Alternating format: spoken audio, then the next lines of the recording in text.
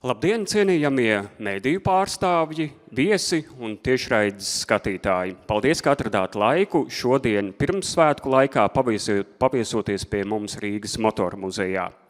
Jāņu priekšvakarā CSDD katru gadu vērš sabiedrības un satiksmes dalībnieku uzmanību joprojām lielai problēmai ceļu satiksmē autovadīšanu reibumā. Bet, lai dotu vārdus pirmajiem runātājiem, lūdzu video. Tu gribi, lai mēs nerādam tev asinis un nebojājam svētkus. Tu gribi, lai mēs jautri padziedam un pasakām, lai nebrauc dzēris. Tie, kuri ir dzērumā nositušies, palikuši par invalīdiem un sagrāvuši citu dzīves, paši bija gudri un viņus mēs vairs neizmācīsim. Bet tev vēl ir iespēja. Ieklausies! Balējam izguļam, balējam izguļam, balējam izguļam, reibumā nebraucam. Kampaņas video un par šīs kampaņas mērķiem un nozīmību sabiedrībā vārdu dodu CSDD valdes priekšsēdētājam Aivaram Aksēnokam. Lūdzu, Aivar.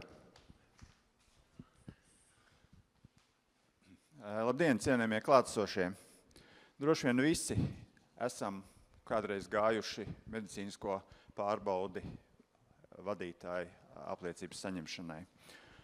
Un droši vien daudziem no jums ir bijis narkologa jautājums. Cik tad jūs daudz dzerat? Un es domāju, ka viena liela daļa atbild, kaus alus pa Jāņiem.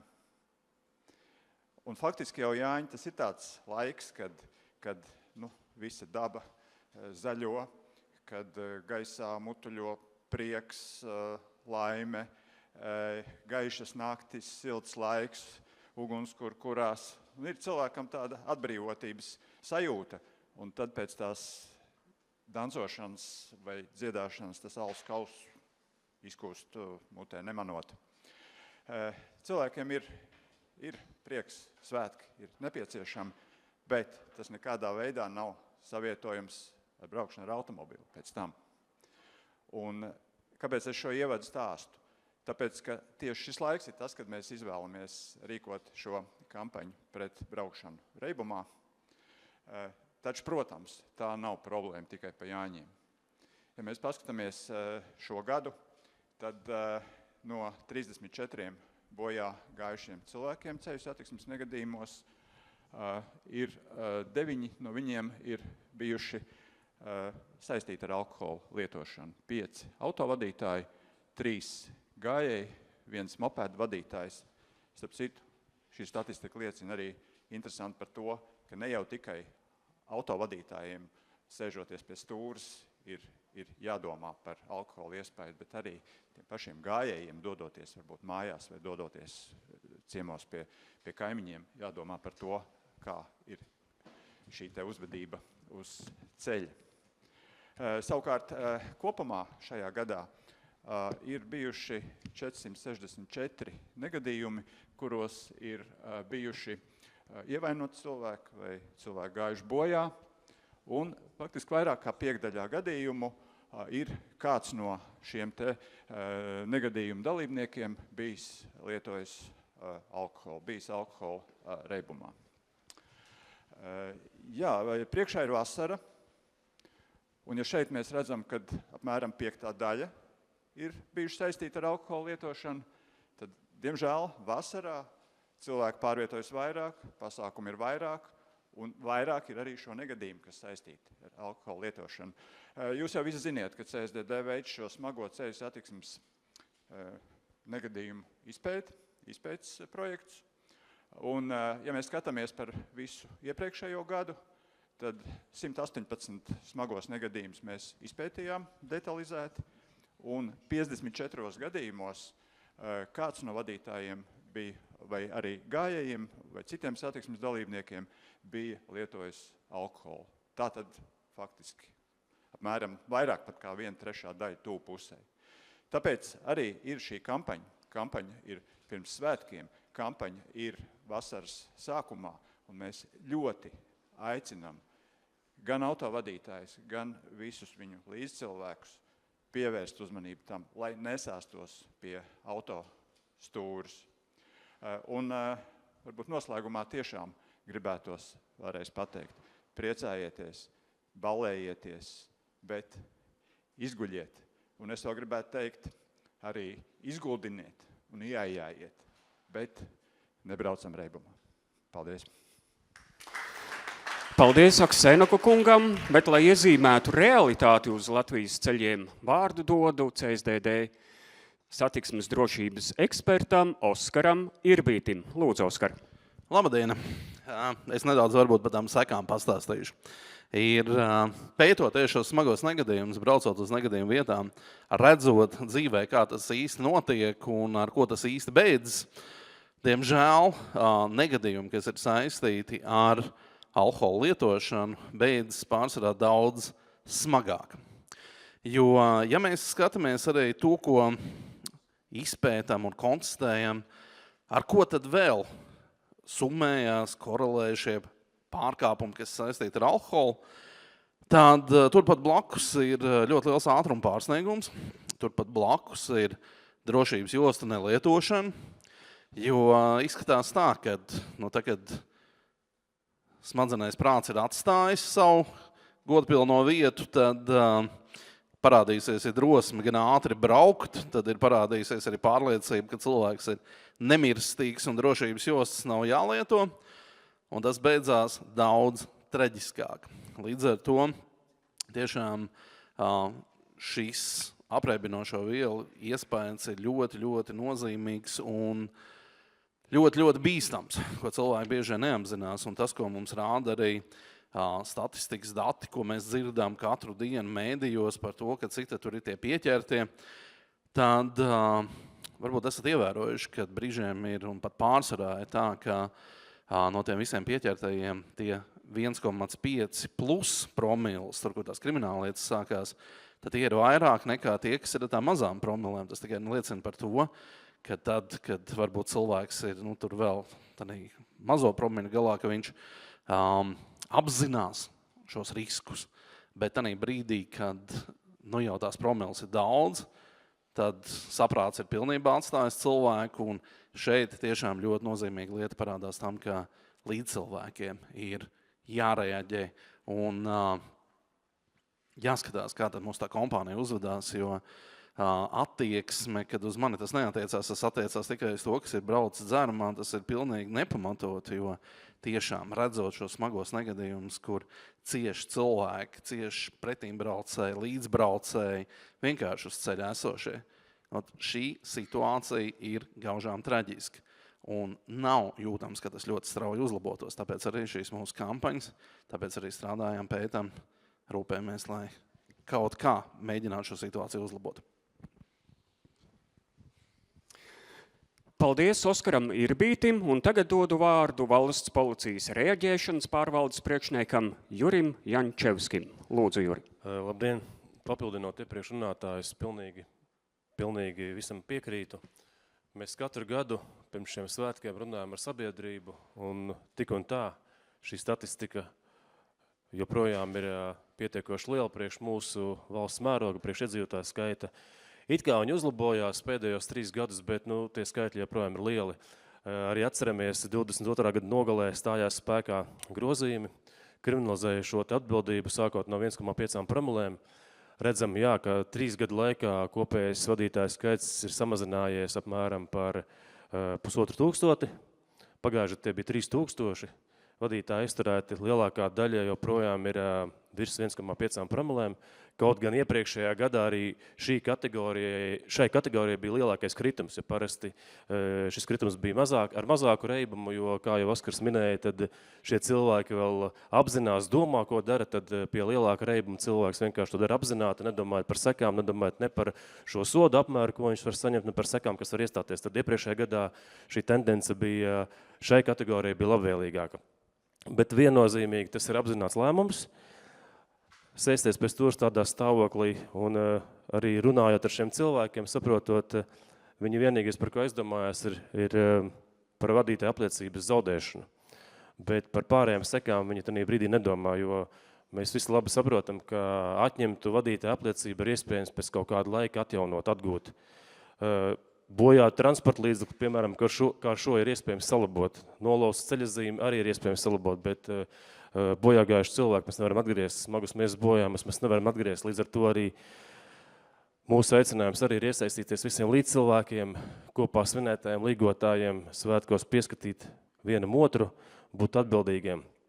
Un par šī gada statistiku, tātad, ja pagājušā gadā kopā bija uzsākti faktiski no 3000 aizturētājiem nepilni 2000 bija krimināla procesi, tie ir tie gadījumi, kad reibums bija lielāks par 1,5 promilēm, vai arī vadītājiem jau bija atņemta vadītāja apliecība vai nebija iegūta, tātad tādos gadījumos jau automātiski ir krimināla atbildība, un nepilni 800 gadījumi bija tie gadījumi, kad vadītāji bija sēdušies pie stūras līdz 1,5 promiļu reibumam. Tā kā redzam, ka šī laikam ir tā kategorija, kas tomēr vēl domā, ko dara un apzinās. Un noteikti klausīties to attaisnojumu, ka es neesmu saskāries ar policiju līgos svētkos, es neesmu pieķers, tas nav attaisnojums, jo viņi nepieķēra šogad vai pagājušat vai šogad, viņi pieķers pēc nedēļas vai nākošajās svētkos. Tā kā ar to ir jārēķinās.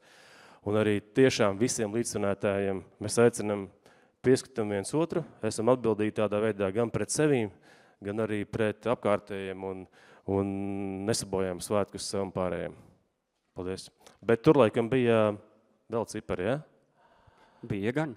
Jā, tātad šis gads, tātad pirmais pusgads, gandrīz faktiski pirmie 5 mēneši pilni, tad redzam vairāk kā 1000 vadītāji ir aizturēti, joprojām 750 gadījumos ir šis stiprais reibums, 307 gadījumos ir līdz 1,5 promilē, tā kā, joprojām dominē šie rupjie pārkāpēji.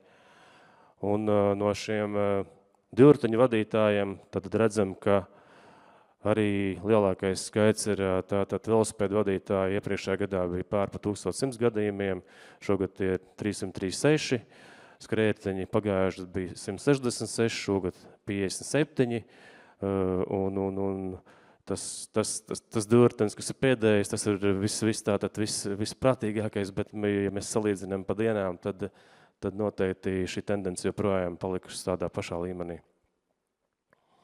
Tātad, ja ballējam, tad izguļam, un, ja neesam izgulējušies, tad aizrādam viens otram. Paldies.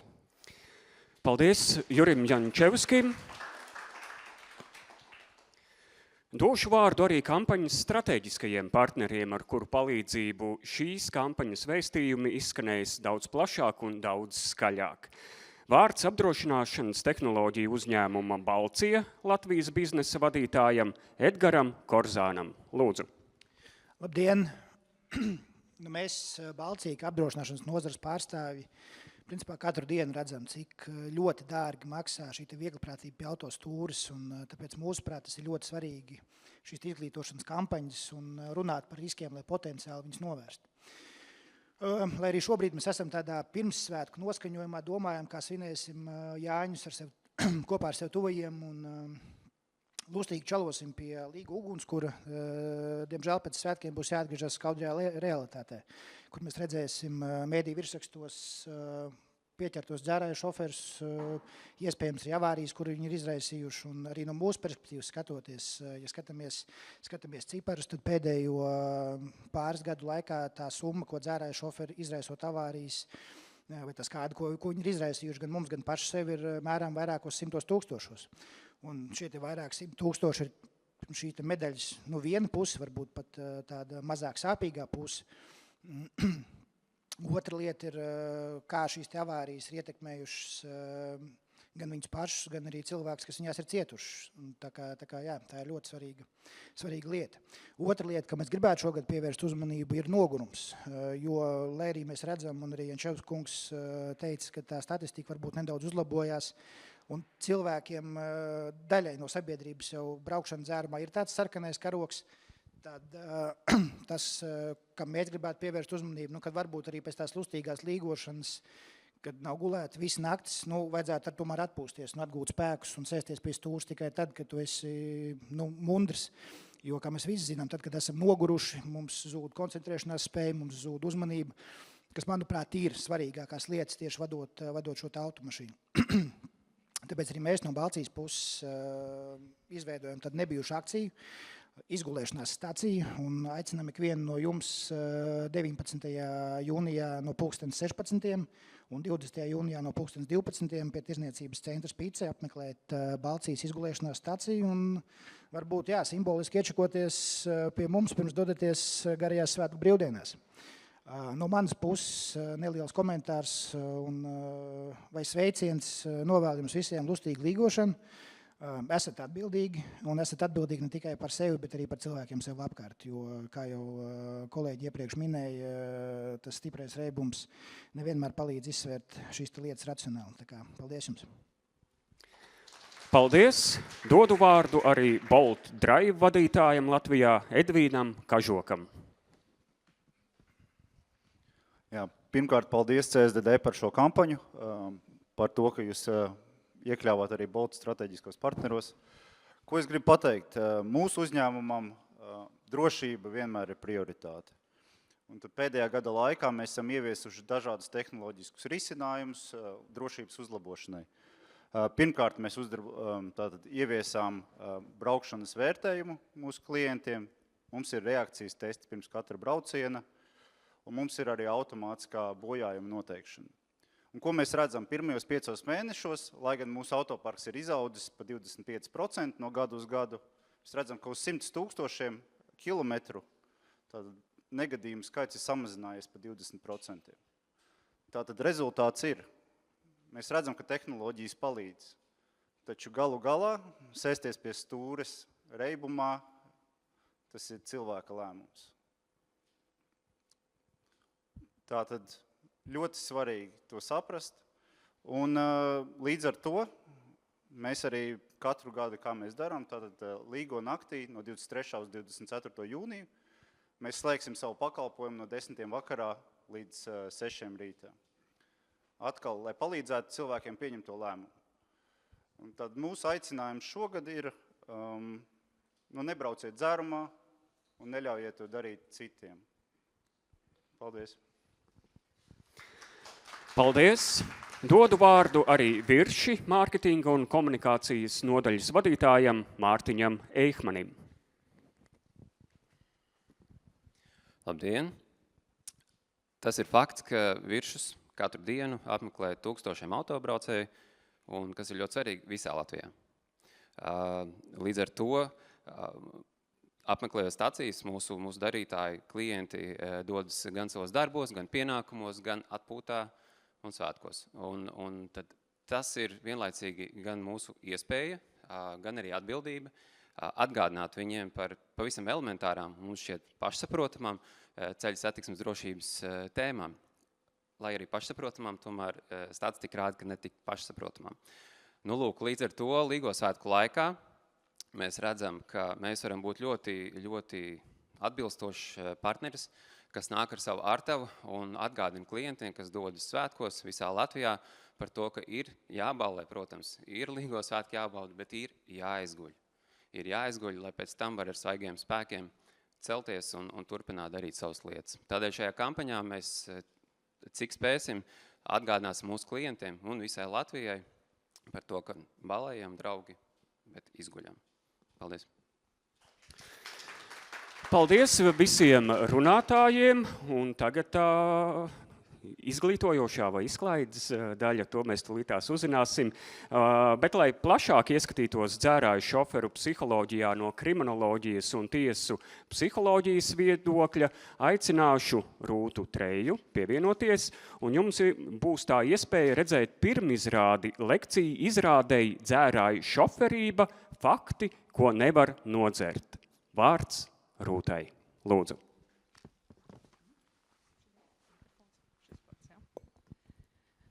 Labdien! Ir tā retā reize, kad es runāju pa dienu, un ļoti labi, ka tā, jo tuvojas jau piektdiena, un man liekas, ka daudzi jau ir iesnieguši atvaļinājuma iesniegumus, un tūlīt dosies svinēt Jāņus. Diemžēl, kā novērojams, kad Jāņus nesāk svinēt 23. 22. bet reizēm uzreiz pirms brīvdienām. Un par to, kāpēc par to ir jāizdomājas alkohola lietošanas laikā. Un tad par to šodien parunāsim.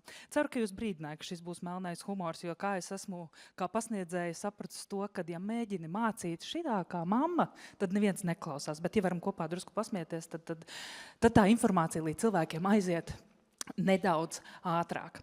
Bet tātad par tiem faktiem, ko tad nevar nodzert. Sliktā ziņa visiem tiem, kas domā, ka viņi ir profesionāli dzērāji un paliek arvien labāki un izturīgāki. Tā nav. Jūs paliekat arvien sliktāk un sliktāk paliek ar to jūsu veselību un spēju braukt un sevi kontrolēt. Bet vispirms neliels ieskats, maziņš video.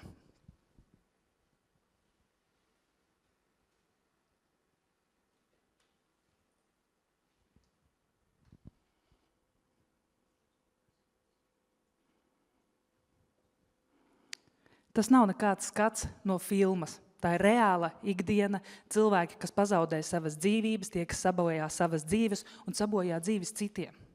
Un alkohols, lai gan tā ir liela daļa no lietas, ko mēs lietojam, lielākā daļa cilvēku. Skaidrs, mēs esam pieņēmuši to, ka tā ir normāla lieta, ko mēs darām. Vai tas ir labi vai slikti, tā ir katra paša cilvēka izvēle. Ja?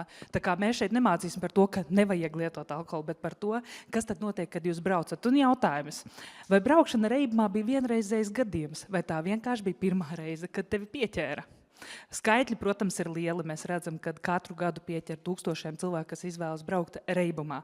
Bet, diemžēl, zinātniskie, statistiskie dati saka, ka to braucēju iespējams ir pat nevis 2 vai 3 reizes vairāk, iespējams pat 10 reizes vairāk. Ka tie skaitļi ir milzīgi.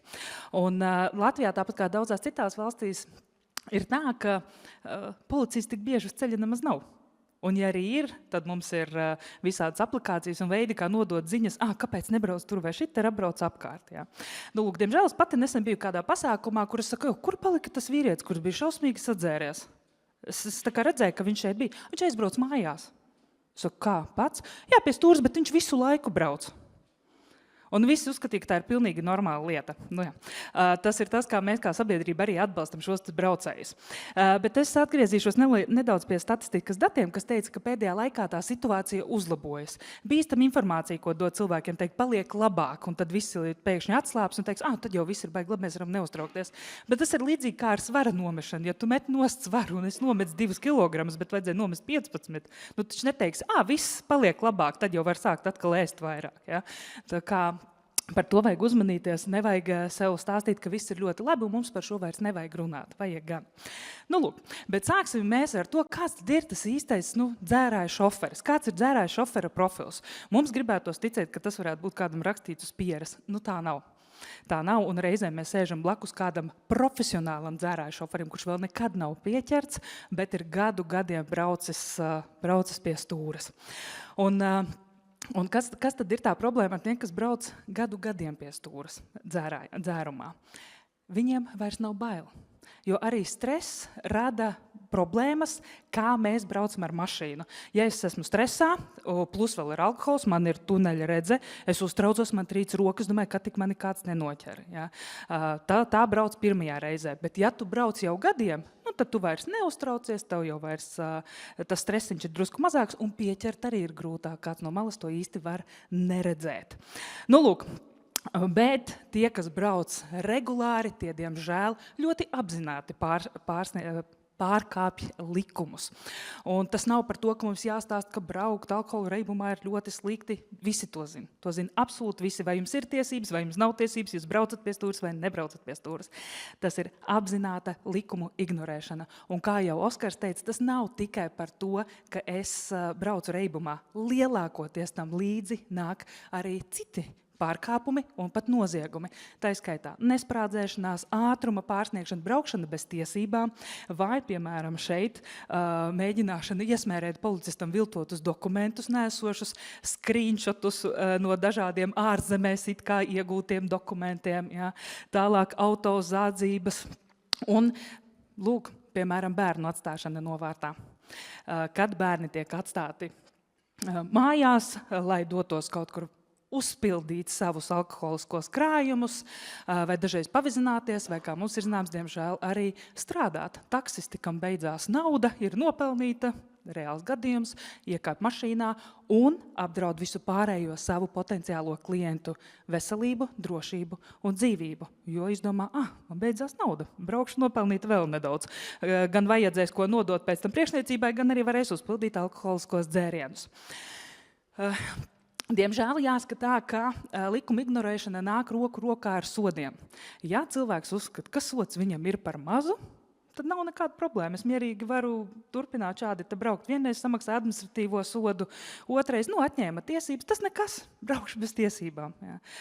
Un šeit es ceru, ka mēs arī Latvijā izaugsim līdz tam, ka mums būs progresīvie sodi, un cilvēks, tad, kad viņš saņem šo sodu, tad viņam tas ļoti, ļoti sitīs pa kabatu, un viņš liksies, nē, ja tas vairs nav 100 vai 200 vai 300 eiro, bet kad ir jāmaksā kādam varbūt pat 10 000 eiro.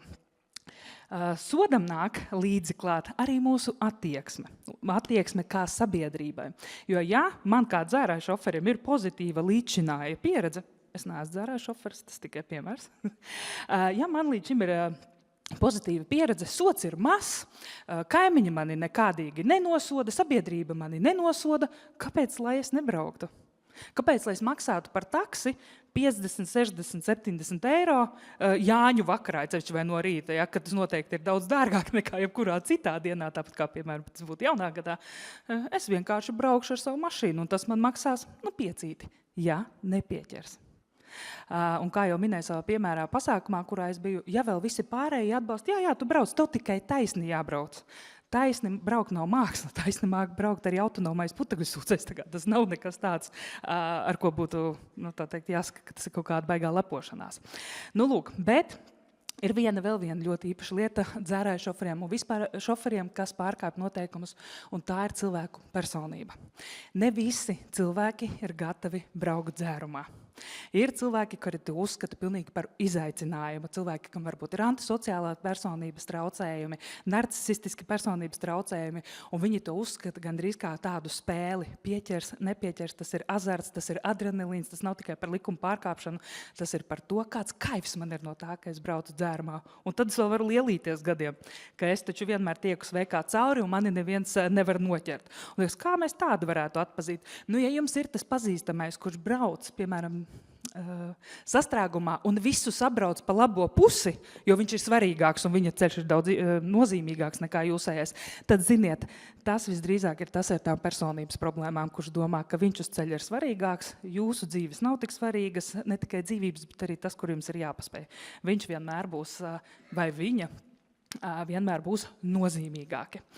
Lūk, un šeit nedaudz pastīsimies, kā tad mainās cilvēka personība, tad, kad viņš ir ticis pie alkohola. Jo mums jau liekas, ka mēs uzvedamies ļoti labi. Cilvēks lieto alkoholu un saka, nē, es nekādas muļķības nekad nedaru, man jau tikai jautri paliek. Viena piebilde. Alkohols nepalīdz jautrībai ilgtermiņā, jo alkohols, kā daudz saka, tas ir baigi labs antidepresants. Alkohols pēc būtības ir depresants. Un jums pēc tam paliks vēl sliktāk nekā bija pirms tam. Bet pirms jūs izgulēsieties, var gadīties, ka jūs kāds nofilmēs, un tas, ko jūs runājat, tas būs diezgan muļķīgi. Vadītāja apliecību. Tas ir telefons. Jā, tas ir neesmu bacelis, neuztraucies. Tiesības ir bijušas kādreiz? Vai... Gandrīz bija, man vienreiz. Pagaid. Gandrīz bija. Kad? Man bija viens eksāmens, man jau noturēja. Noskaidrs tad nebija. Vadītāja apliecību uzrādām vai pasi vai ID karti. Nemāku pateikt tev. Tu saproti, ko es tev prasu? Jā, es zinu. Es neesmu nebraucis, neko darīt. Vai pie mašīnas parādīja dokumentus? Neiešu. Attiecīgi aizturēts par to, ka reibumā brauc. Nē, tagad tu brauc. Nav jēga ākstīties, tāpat atvērs durvis. Tagad vai pēc 15 minūtēm? Gurķus cienās, vai? Viņš to burku taisās darīt, ēdīs. Tev kaut kādi dzērieni ir mašīnā? Nav brīzi. Plika vai atšķēdīta? Pagaršu?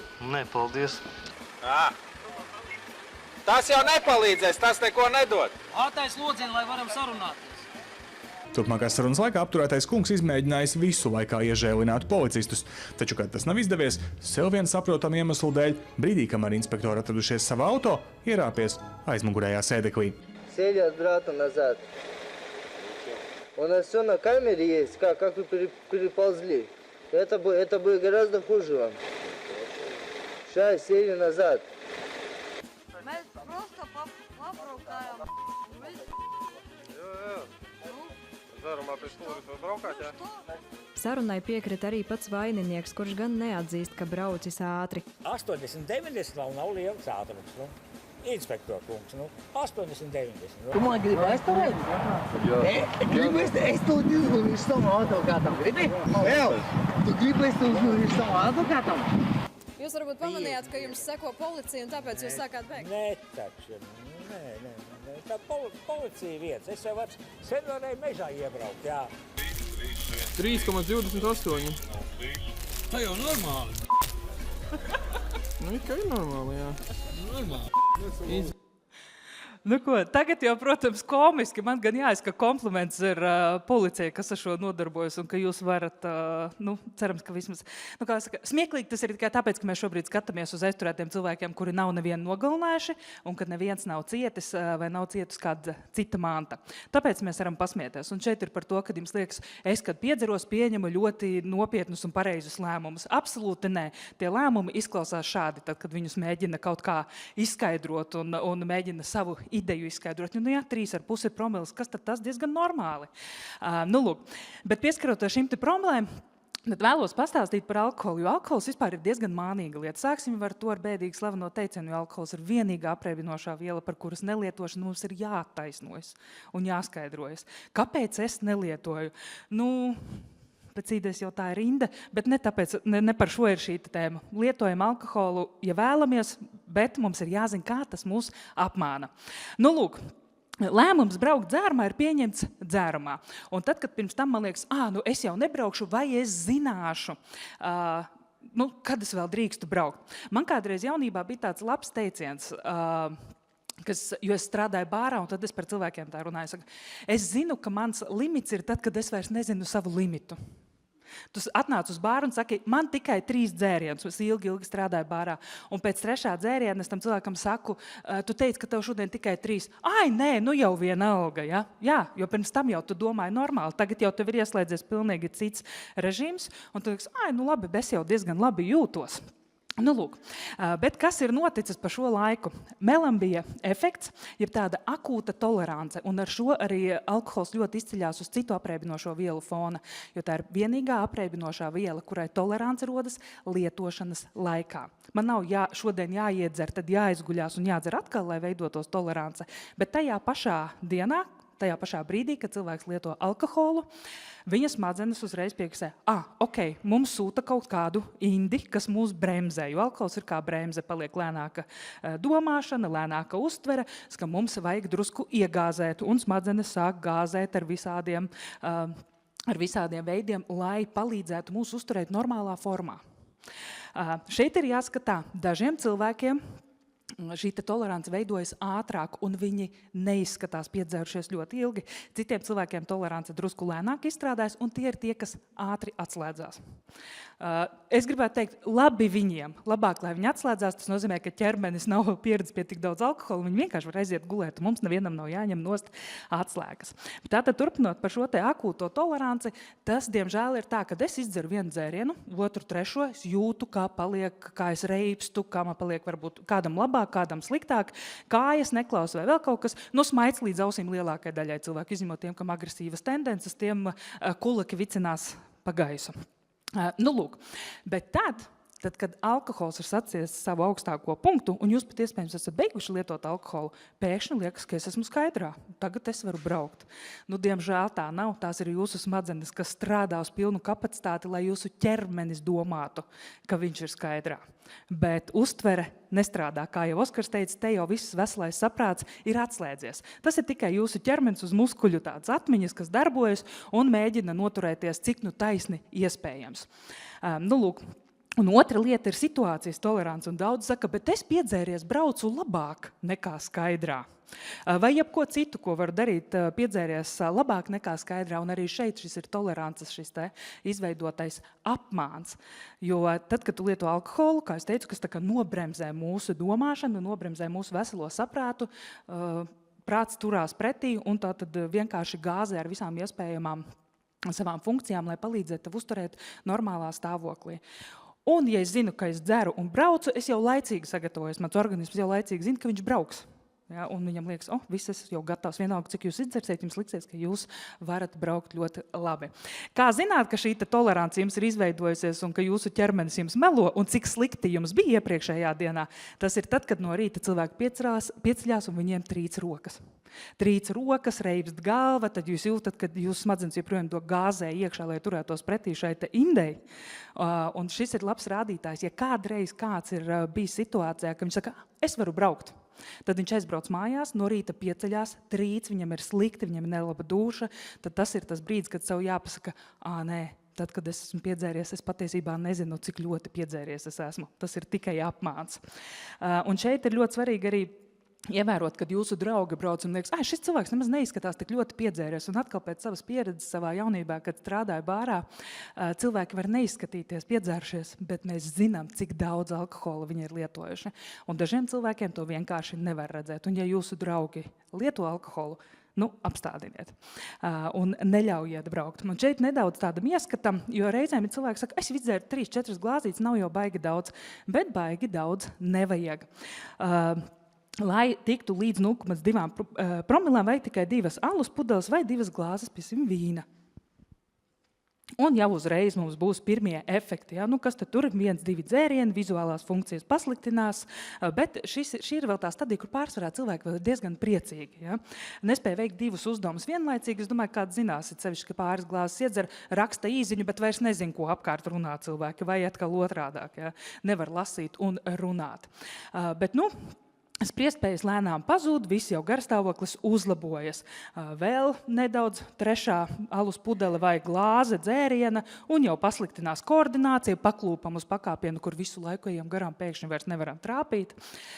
Pavājinās spēja izsekot kustīgiem objektiem, un šeit jau sēžoties pie stūras, mēs redzam, kā cilvēks, ja viņš ir nesen sācis braukt vai reti dzer, tad viņam daudz grūtāk būs noturēties uz ceļa. Diemžēl jāsaka tā, ja netiksiet policijas reidā, tad tiem, kas ir tādi prasmīgi dzērāji un braucēji, viņiem pat var gadīties pabraukt garām, kas ir tādi pirmo reizi dzērāji un braucēji, tiem lielāka iespēja iekrist policijai. Nagos, kā jau iepriekš teicu, tāpēc, ka ķermenis vēl nav pieradis braukt dzērumā. Un tas nav nekāds iedrošinājums. Tas ir tikai par to, ka reizēm mēs nevaram redzēt, cik patiesībā cilvēks ir piedzēries.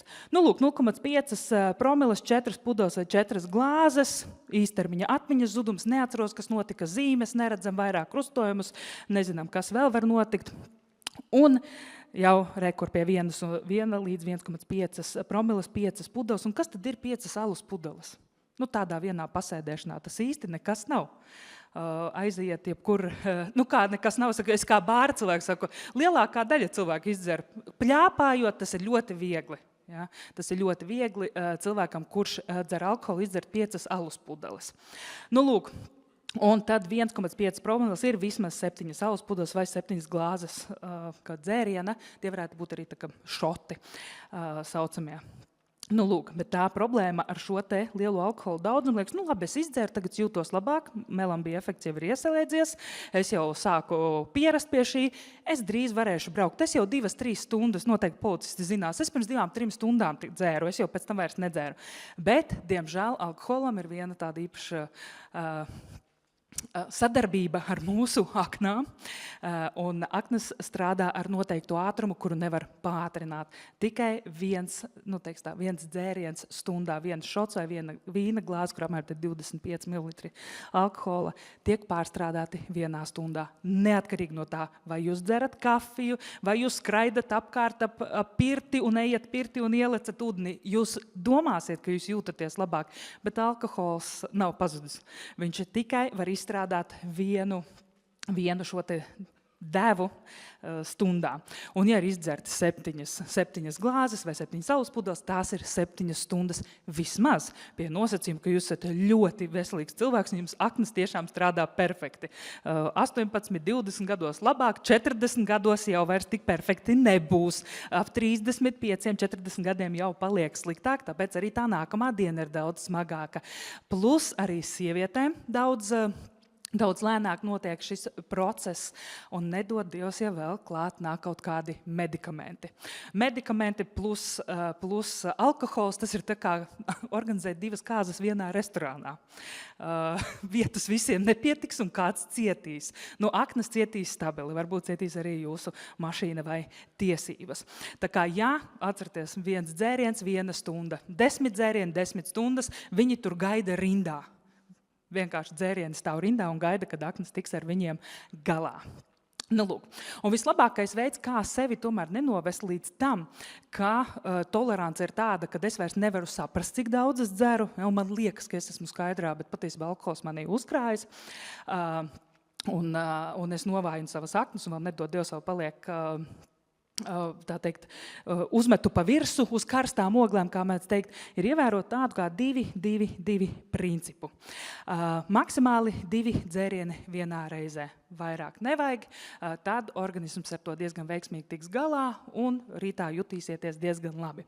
Nākamais, nekad ne 2 dienas pēc kārtas. Tad, kad sākam 2 dienas pēc kārtas, vienalga vai tā ir 1 vīna glāze vai aliņš vai 2, mūsu ķermenis sāk pie tā pierast. Un nākamā reize izdzerot šos 2 glāzes, jo tu vairs neko nejutīs. Liksies, nē, viss jau kārtībā, es varu braukt. Bet atkal tās ir mūsu smadzenes, kas mums melo. Un maksimāli 2 dienas nedēļā. Nu šeit jau par to, kad vairāk kā 2 dienas nedēļā tas jau tur pie citiem speciālistiem būs jāiet. Un jūsu smadzenes jums melos arvien vairāk un arvien biežāk. Un jāsaka tā, ka kāds, te nu pat pirms šīs lekcijas nedaudz parunāja par šo un teicu, tā tiešām ir. Ja cilvēks bieži lieto alkoholu, tad šis alkohols visu laiku noslogo smadzenes un viņas visu laiku domā par to, kā kompensēt alkoholu radītos bojājumus. Gaitas bojājumus, runas bojājumus. Un tad ir šie cilvēki, kas regulāri lieto alkoholu, tad padomājiet, varbūt jūs kādreiz esat redzējuši, kuriem var redzēt, ka viņi lieto alkoholu. Viņiem ir sašķiebusies gaita arī tad, kad viņi nelieto. Tas ir tāpēc, ka tavs organisms ir pieredzis pie alkohola un viņš visu laiku kompensē. Un tas patiesībā var radīt arī situāciju, kur cilvēks tajā brīdī braucot ar mašīnu arī ir tikpat bīstams kā dzerot alkoholu, jo ķermenis nesaprot, kas notiek, ja? Un pumpē jūs ar dažādām vielām no iekšas, lai it kā kompensētu alkoholu nodarīto bojājumu. Nu, lūk, šeit vēl neliels maziņš video no notikuma vietas.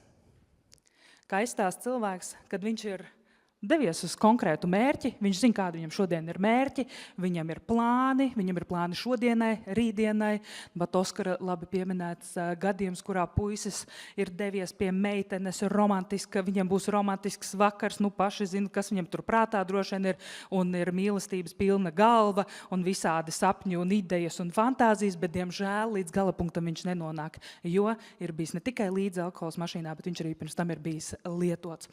Un tas ir par to patieso cenu, ko tad patiesībā maksā braukšana dzērumā. Un viena lieta, protams, tās ir juridiskās sekas. Tas varbūt ir sods, tas var būt jūsu autovadītāja apliecības zaudēšana, bet tas var būt arī cietums. Tās ir finansiālās sekas. Finansiālās sekas ne tikai tāpēc, ka jums pēc tam apdrošināšana paprasīs atpakaļ visu un mašīna būs pazaudēta, bet tās ir finansiālās sekas arī, piemēram, jūsu ģimenei. Nespēja iet uz darbu pēc tam. Ja ir radusies invaliditāte, tā tad ir stipri mainījušās darba iespējas, vai tad, ja jums ir šis sods saņemts un jūs kaut kur neņem darbā. Ir sevišķi bīstami jauniešiem, kuriem liekas, es taču nekad negribēšu tādu darbu, kur man kāds pārbaudīs. Ja? Un tad tu izaudz, un tad tu pēkšņi gribi strādāt bankā vai policijā, bet tev ir krimināla lieta par tevi bijusi par braukšanu dzērumā. Nu, nemaz jau nerunāsim par mašīnu. Es domāju, ka mašīnu neviens nevēlas pēc tam pirkt jaunu, kas arī ir ļoti dārgi. Tūlītējie veselības un dzīvības riski pašam, ja, iespēja zaudēt spēju mobili dzīvot un dažādas veselības problēmas, kas pēc tam attiecīgi ietekmē arī citus tavā ģimenē, tavus bērnus, tavus laulātos partnerus, reizēm arī var ietekmēt cilvēkus apkārt tīri psiholoģiski, ja, kad tev ir nodarīti šādi bojājumi. Un, protams, privātās un profesionālās sekas, kā es jau minēju, var attiecības šādi izbeigties, un, diemžēl, cik daudz mums ir šie gadījumi, kad, kuros cilvēki brauc ar bērniem. Vai vecāki liek saviem bērniem sēsties pie stūres, kad bērni viršiem ir šāds piemērs bijis, cik zinu, tieši uzpildes stacijā, kur tēvs ir licis bērnam braukt pie stūres, jo tēvs ir piedzēries, pats nebrauks, un bērns ir ietriecies, un viņam ir bail, ja viņš ir sadauzījis mašīnu, viņam ir stress, un iespējams šīs traumas paliek uz visu mūžu. Nu, lūk, un tas ir par to, kāda ir patiesā cena arī upuriem, jo nereti mēs runājam tieši par pašu dzērāju šoferi, bet dzērāju šoferis viņš nedomā par sevi vispār tajā brīdī. Viņam liekas, ka viņš ir varants. Vēl mazāk viņš domā par visiem pārējiem. Un patiesā cena upuriem, diemžēl, ir sāpīga. Tie ir, piemēram, zaudēti radinieki. Īpaši smagie tie zaudēti bērni, kas ir emocionāli milzīgs trieciens. Tas ir arī trieciens bērnu gadījumā pēc viņu klases biedriem, viņu skolas biedriem, radiniekiem. Ja zaudētie radinieki ir vecāki, kas ir apgādnieki šiem bērniem, ja tas ir vienīgais vecāks, tā bezatbildība, kas ir bijusi cilvēkam, kurš ir izvēlējies braukt dzērumā, ja, un tiem cilvēkiem, kas ir apkārt.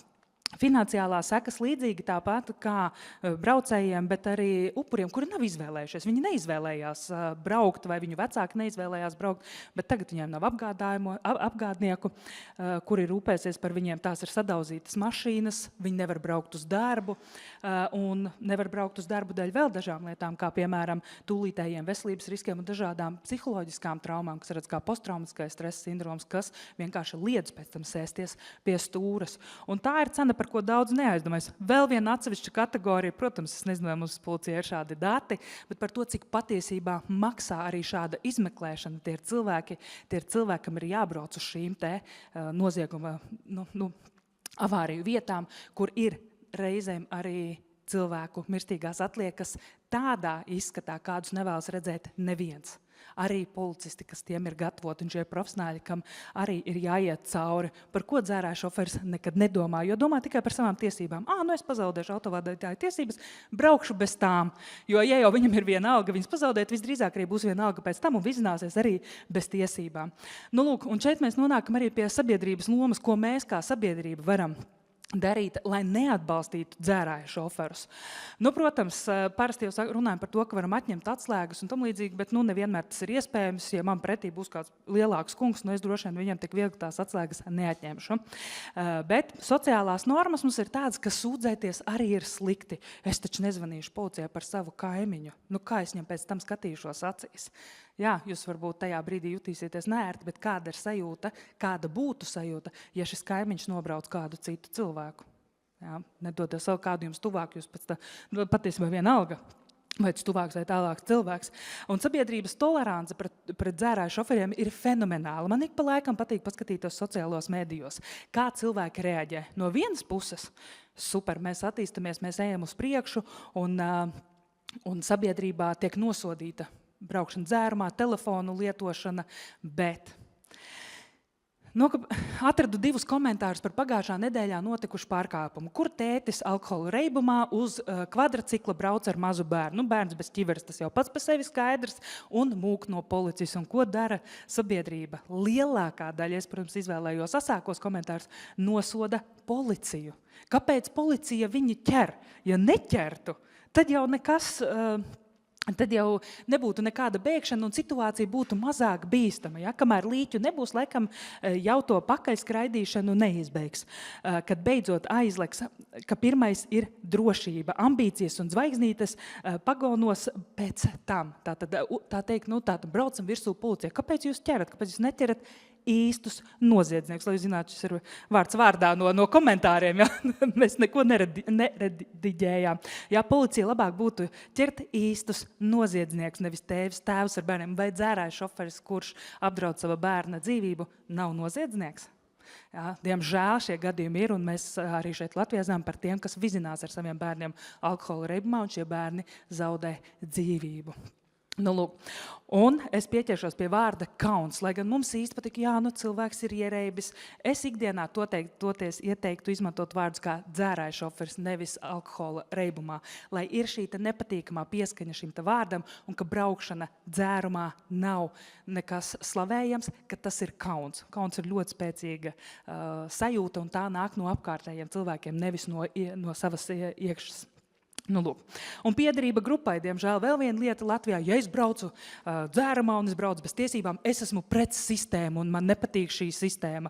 Tur ir sistēma un valsts, tā esmu es. Valsts tikai grib kaut ko izkrāpt no manis sodu saņemt un vēl kaut ko. Tas ir vienīgais, ko viņi grib darīt. Un tikai tāpēc viņi man neļauj braukt dzērumā. Nevis tāpēc, ka tas ir bīstami man vai citiem, bet tie ir viņi, tā ir sliktā policija un te esmu labais es, daļa no sabiedrības.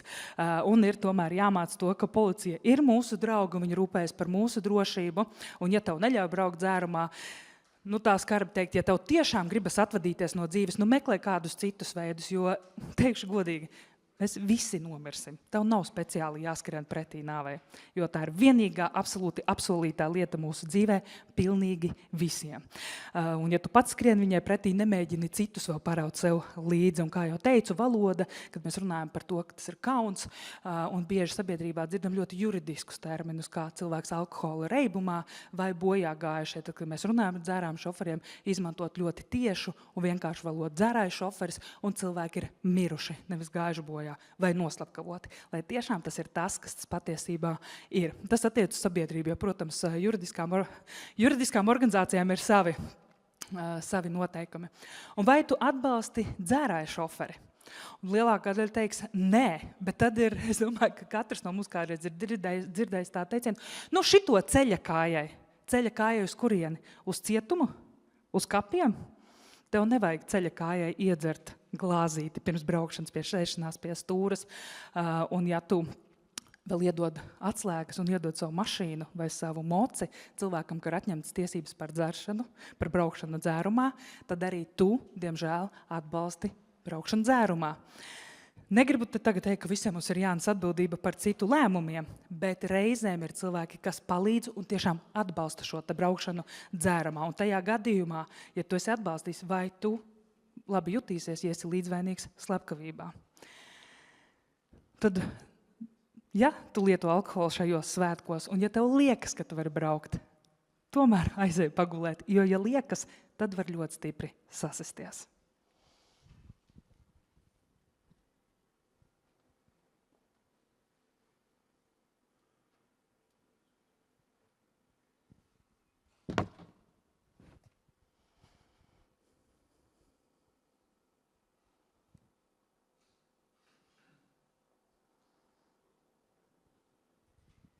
Bet tev vēl ir iespēja izgulēties.